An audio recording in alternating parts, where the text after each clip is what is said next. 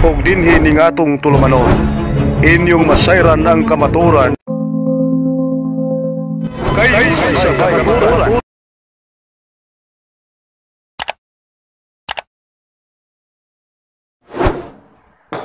Okay mga kaigsunan, mayong buntag nato kanan, mayong adlaw, mayong gabi sa tanang na nagpabati, Luzon, Visayas ug Mindanao o sa tibuok kalibutan.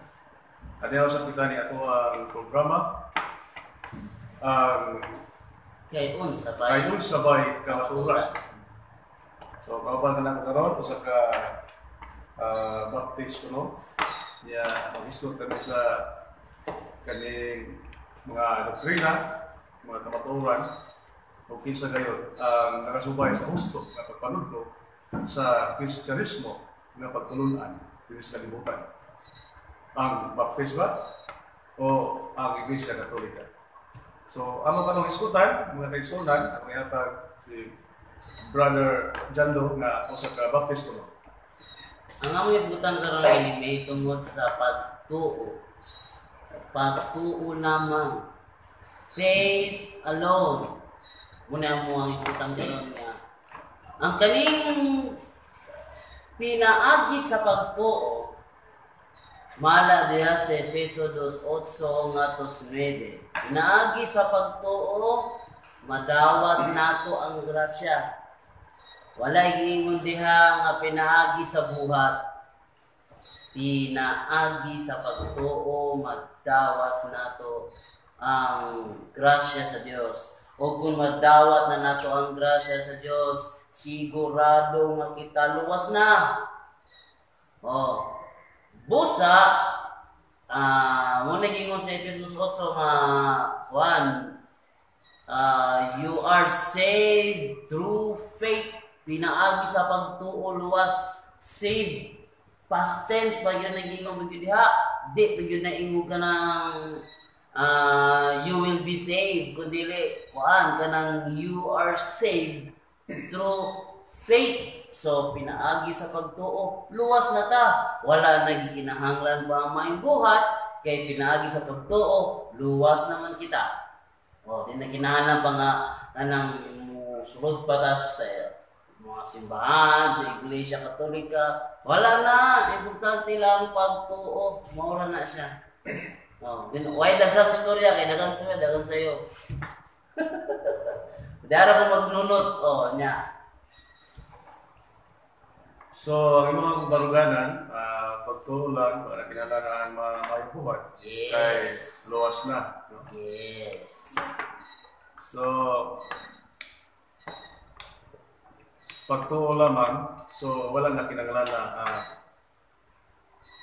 Biblia lamang. Biblia, dili mo. Out of topic man ko, wala man tayo sa topic ko. Biblia lamang. Dili, ang kuan, kay pagtuo lamang ka, so wala na kinanglan na ang Biblia. Hindi ka mo nag-Efeso 2:8-9. Ang Efeso, naan na sa Biblia. Sumala sa Biblia, pinaagi sa pagtuo, naluwas kita. Wala ko kayong kuhaan ka ng Biblia lang.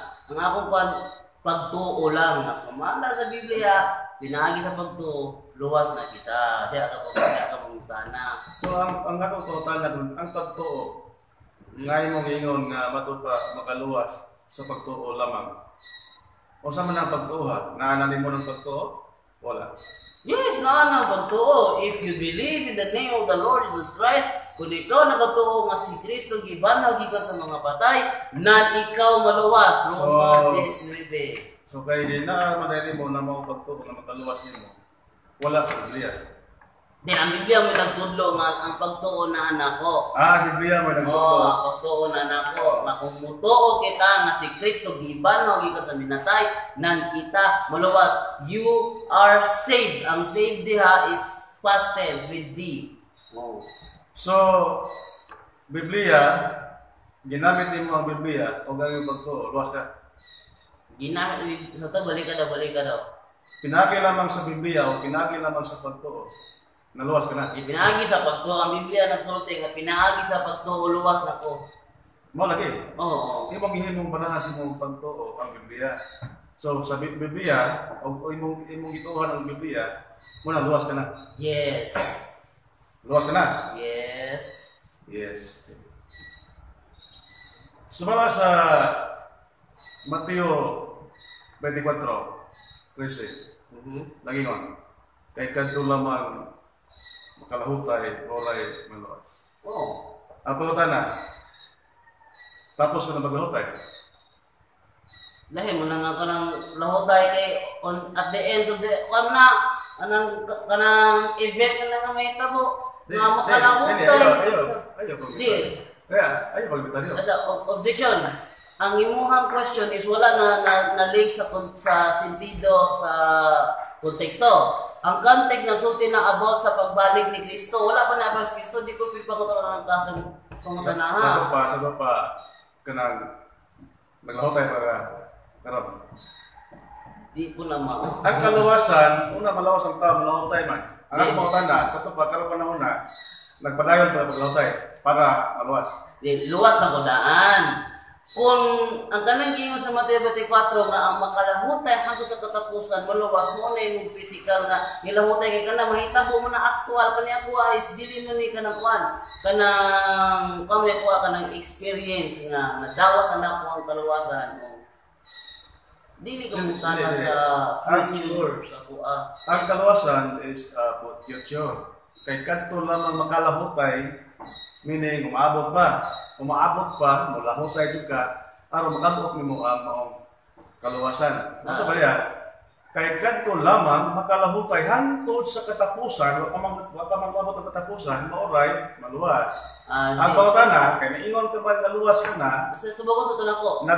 Usama ka karon, humana ka na maglahutay o nagpadayon pag lahutay? Ingon ko, paingon niya ako sa Pablo sa Episodos also, you are saved. Ang saved nga naa diha, past tense na siya kay with letter D. Dili is Pablo ang nasulti ani si Kristo.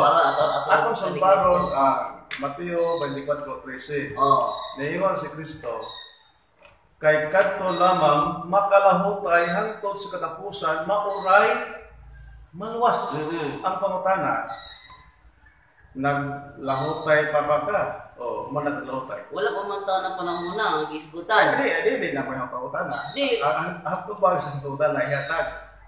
Nagpadayon pabagkas paglahutay karon o humana kang lahutay? Di ko pwede mo sultig nagpadayon, di ko pwede mo sultig nakalahutay na ko. Kay wala ka sa panahon ang gisgutan ni Kristo sa Mateo. Hindi ka sa panahon. Ano sa panahon di Hindi ay? ka sa panahon sa paglahutay. Naglahutay pa ko. Naglahutay pa ka? Naglahutay. Kanay mo paglahutay, para asa man na? Ha? Para maluwas ka o kay nilahutay ka kay luwas ka na? Ning lahutay ko kay luwas na ko. Karon mo pa naging ni Kristo nga kanang lahutay ka mo kay luwas na? O lahutay ka mo kay aron makabot ng kaluwasan? Physical mo ko nang ipasabot dai, ito kay na physical na.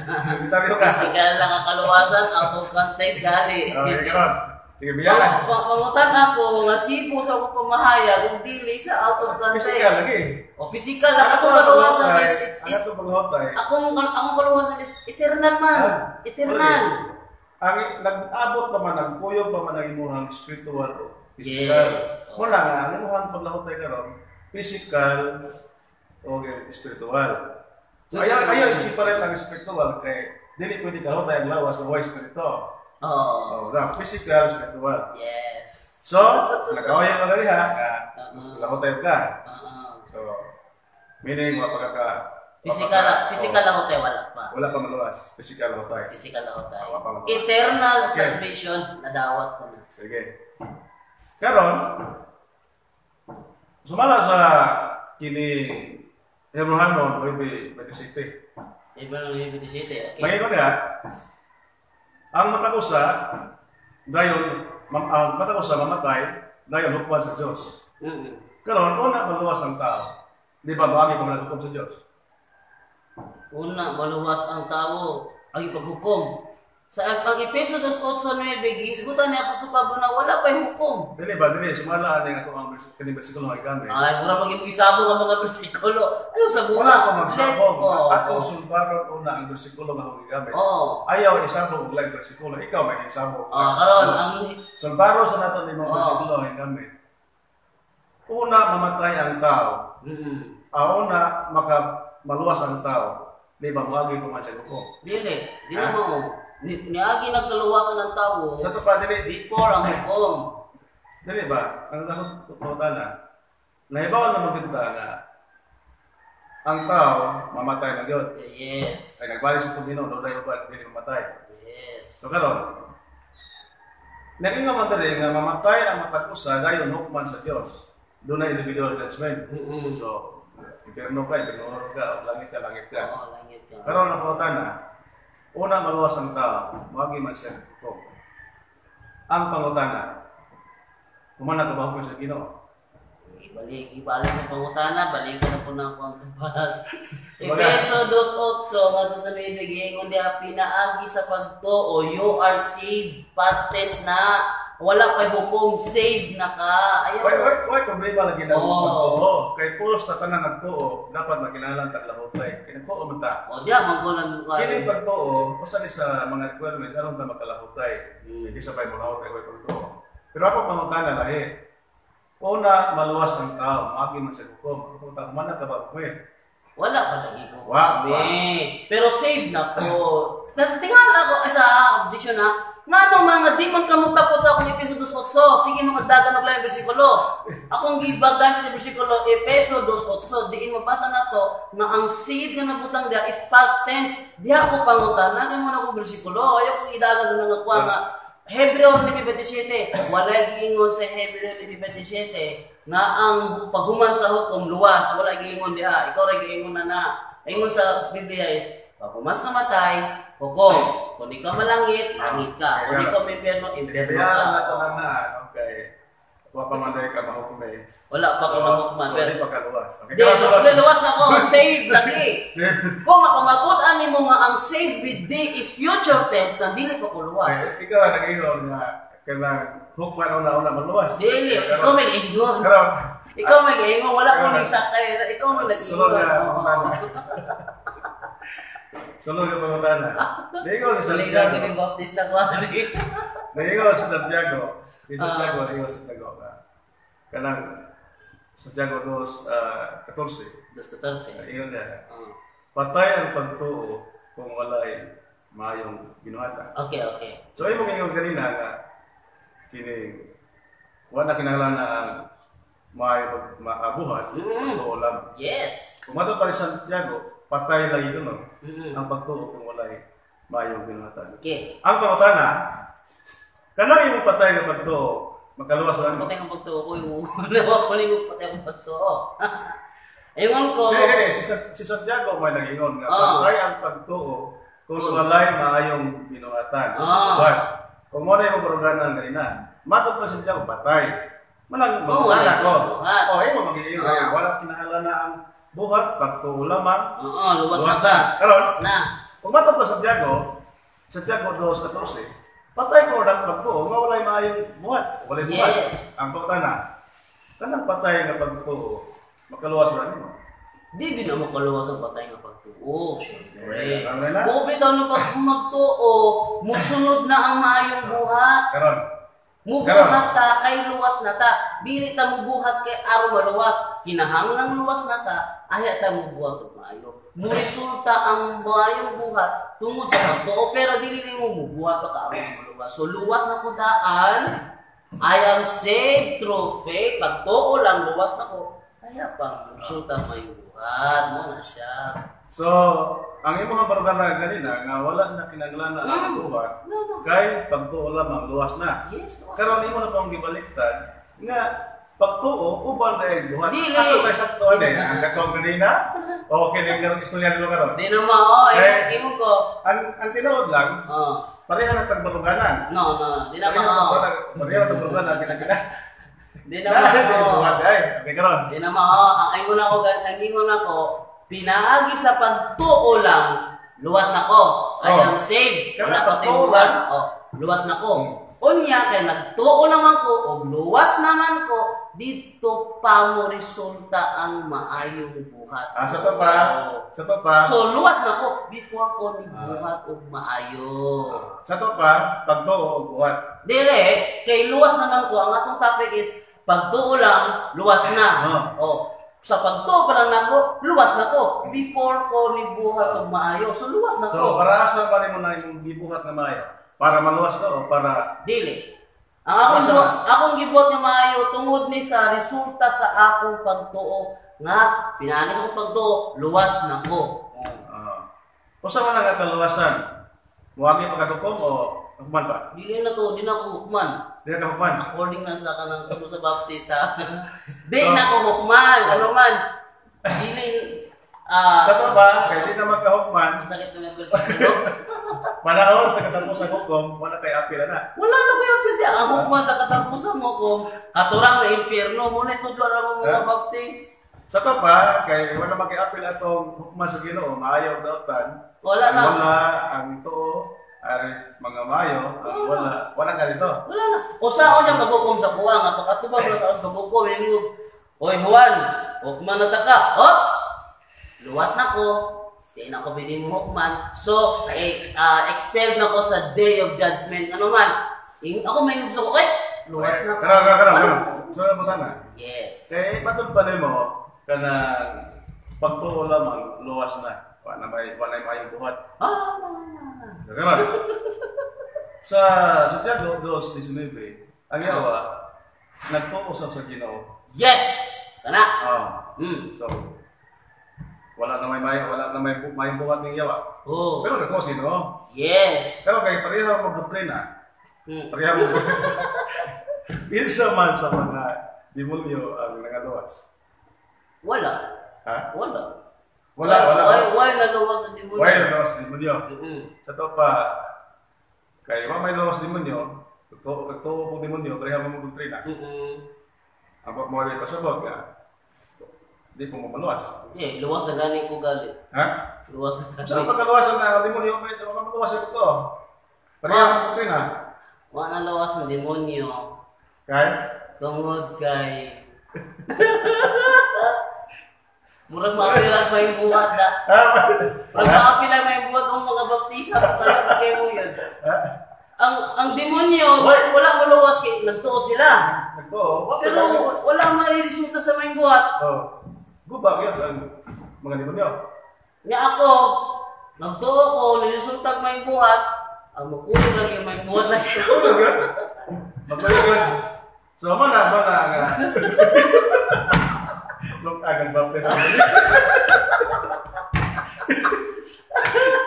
Kunti. Sige, ako na po. Isa na mo, di mo. So, ako ang bulgana nga na kinala yung mga iso. Nga, doon lang yung buhat kung kita nagatuo. Matod pa sa kini Efeso 2, 8-9. Kung yung tanaw ng Biblia, naluwas ka mo tungod sa grasya sa Diyos, dili kini inyong buhat kundi gasa sa Diyos. Busa, kay mga binuhat mo ka sa Diyos, magbuhat kita o labaw pa sa iyang gibuhat. So kita dahil nga nagtuo sa Ginoo mga igsunan, magbuhat o labaw pa sa gibuhat. Matod pa sa kini ato mabasa diri sa San Juan 6:28-29. Ang pagtuo buhat sa usa ka tawo. Kay kini ang pagtuo di ay buhat na dai kini. So dili pwede na to isipalit ang buhat sa pagtuo kay kanang atong pagpamati, kanang atong pagsulti, kanang ato ang pagdeklara na kita ni tuo usa na mga kabuhat sa usa ka tawo. So makuyog yun ang pagtuo buhat. O Ug matod pa sa Juan 14:12-14, ang mutuo kanako magbuhat siya ug labaw pa sa atong gibuhat. So kita na mga igsoon nga nagtuo ni Kristo. Kinahanglan magbuhat dayta ug palaban pa nato ang gibuhat sa atong Ginoo. Matod pa sa Filipos 4:9, ipakita sa buhat ang inyong nakakunan. Klaro kayo, ipakita sa buhat ang inyong nakakunan. So ikaw nito, kung ikaw dunay nakakunan, kinahanglan ipakita sa buhat. O matod pa sa Filipos 2:12, paningkamuti pagkabot ang hingpit nga kaluwasan. Paningkamuti pagkabot ang inyong kaluwasan. Kung luwas na pa mga igsoon, anong paningkamutan pa ang kaluwasan? Nga luwas na. So mao ka na mga igsoon kundi ni Kristo nga ang pagtuo kinahanglan gyud nga ubanan o buhat sa mapanalit anang ningotag pagtuo lamang. Unya kung pagtuo lamang maluwas na ta, dili ta kinahanglan nga dunay Biblia lamang. Kaya ang pagtuo og Biblia separate man na. Kaya kanang pagtuo niya naman na nato. Ug ang Biblia na manas libro. Libro man ang Biblia. O napay gayon, si Kristo lamang. Dawato na to si Kristo. Si personal nga maluluwas. Kaya wala, kinahanglan, ngita ka naglain. Wala kinahanglan na ang pagtuo, wala kinahanglan na ang Biblia. Kaysa ang Biblia, dili man mao si Kristo. Lahi man si Kristo, lahi ang Biblia. Kung si Kristo lamang, wala na kinahanglan ang Biblia. Mao ka na mga kaigsoonan ang ito ang baruganan. Nga matod pa sa kini Galatia 2:6, mugamit sila sa pulong. Atong basahon ni Galatia 2:6. Kaya kasagaran gagamiton sa itong mga pinangga kasagaran, kanang Galatia 2:6, matod pa diri. 16, nagyan diri. Apanasayon kami ng tao, isipon sa Diyos ng matarong, pinagi lamang sa pagtuo. Nasi lamang mga ison, kang Jesucristo, o dili pinagi pagtuman sa balaw. Bisan gani kami nagtuman kang Jesucristo, ang Diyos mag-isip kanamo, nga matarong pinagi sa pagtuo, kang Kristo, o dili pinagi sa pagtuman sa balaw. Kaya walay tao, isipon sa Diyos ng matarong, pinagi lamang sa balaw. Pinagi lamang sa balaw, pagtuman sa balaw. Bakit niyan kami ito nila? Pero, kanang pag-iyon po, kanang lamang gisabit ko ay ba nato ang buhat? Wala. Kaya matod pa sa Filipos 1:29, gaingon sa Filipos 1:29. Gaingon. Sa 29, kaya gigatagan kamo sa pribilehiyo, dili lamang sa pagtuo. Baliktad ko na. Dili lamang sa pagtuo kang Kristo, kundi sa pag-antos sa tungod sa tungod alam. Kung sa gay, gihatagan kamo sa pribilehiyo, dili lamang sa pagtuo kang Kristo, kundi sa pag-antos sa. Kung sa man pag-antos buhat ni. Sa pagbuhat ko sabot, na dili lamang sa pagtuo, kundi sa pag-antos sa. Muna ingon ni San Pablo o matod pa sa Santiago 2:14. Klaro kayo mga kaigsuonan ng Santiago 2:14. Gaingon dire. Mo kini ang nakasulat. Mga igsoon, unsay kapuslanan kung sa katao moingon na siya may pagtuo apan walay maayong binuhatan. Baka luwas ba kaniya ang iyang pagtuo? Dili gayon. So, dili dia makaluwas ang pagtuo mga kaigsuonan kung walay mga maayong binuhatan or walay buhat. Busa, kining yawa, nagtuo sa niyawa. Santiago 2:19, tanawa diri ang yawa. Nagtuo ka na sa Diyos, maayo ka na, maayo. Apan ang mga demonyo nagtuo sa niana kung nagpuro sa kanan. So kung pagtuo lang ta mga igsoon, mura tag demonyo. na ang demonyo nagtuo na sa Ginoo pero ay maayong kinuhatan. Di gyud makahimog maayong buhat. Muna nga di gyud makaluwas ang pagtuo lamang kung walay mga maayong kinuhatan. Kung ato tanawon si Abraham sa Santiago 2:21. Sa unsa bang kagihan na atong amahan na si Abraham giisip sa Dios nga mataro. Dili ba tungod sa paghalad niya sa iyang anak nga si Isaac dito sa laran? Buhat kadto. Usa klaro kaayo nga iyang pagtuo giubanan sa buhat ug ang iyang pagtuo nahingpit pinagi siyang mga buhat. So ang pagtuo mahingpit lang diay ang pagtuo mga igsoon kung ubanan kini mga maayong mga buhat. Kaysa mga patay ang lawas nga wala na espiritu, patay sa pagpagtuo kung walay buhat. Muna mga igsoon, ang yawa di maging pagkabuhat ang maayo. Pero kini atong mga pinangga, nagtuo, pero arang-arang naman jutay, kaya makabuhat man sila. Pagkabuhat, bibitahan nila sa testimonyo. Pero usahay, sumpakit mo sila sa ilang amahan. Kaya, ang demonyo, di man makabuhat ang maayo, pero kini sila, pagtuo lang, makahimog maayo, bibitahan nila gamay ni, matawan. Bibitahan nila gamay ni demonyo. So, mga ito ang pag-paambit sa pagtuo kasi pamahayag. So, tagag panahon ito panangga sa iyang mga pangutana.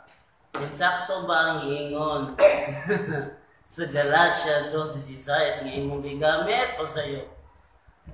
Galatia 2:16. Ligon niya, ipaklaro ni San Pablo nga ang pagtuo. Di sakto ba? Ha? Sakto ba? Correct ang tanan.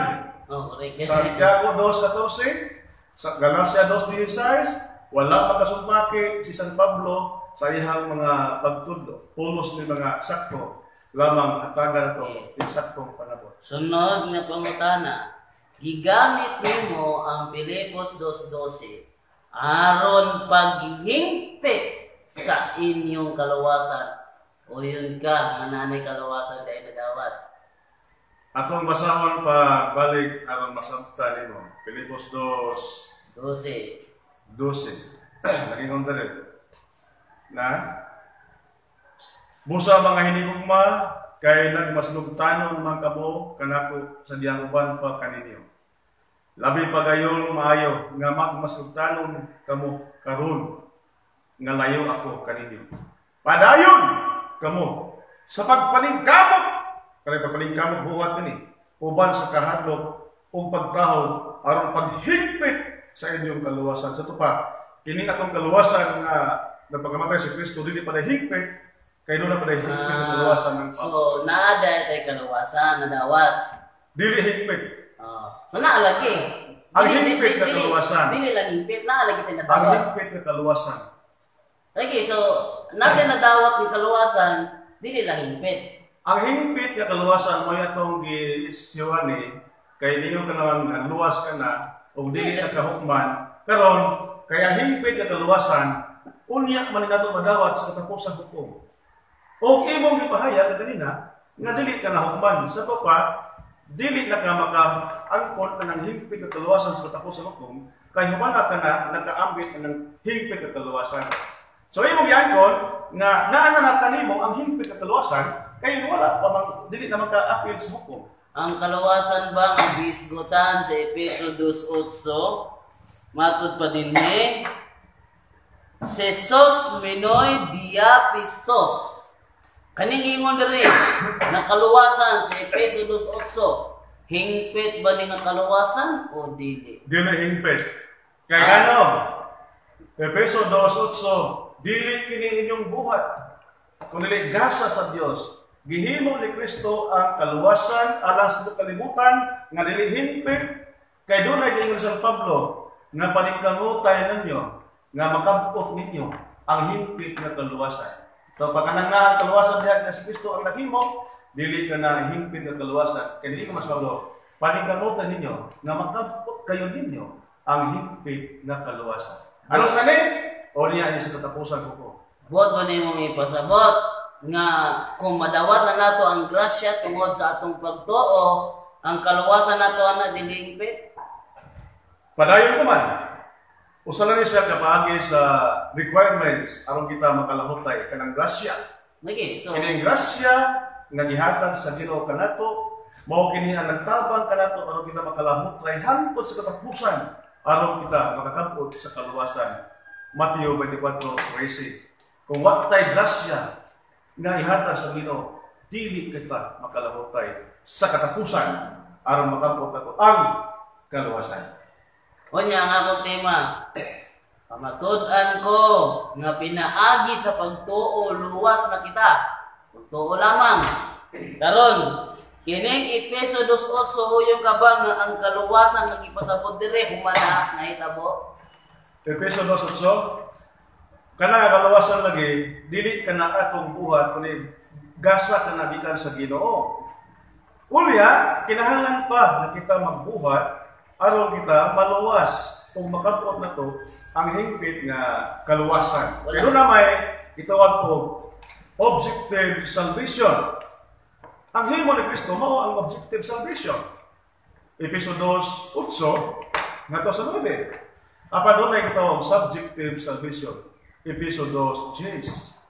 Atong himbuhaton ang mga buhat nga maayo aron pag-abot sa hingpit nga kaluwasan o Pilipos 2:12. Ang kaluwasan nga imuhang gipamatud-an ang objective salvation. O karon. Ang imuhang i-drive karon ang akong gipasabot ni ang subjective salvation. Mo na nga ning pag-examine ko nimo sa subjective salvation kung luwas ka na ba dili ka na ba hukman sa Dios. Ninyo ka dili na. Ayun ka ba? Nga akong tema. Naa sa objective salvation ng punting.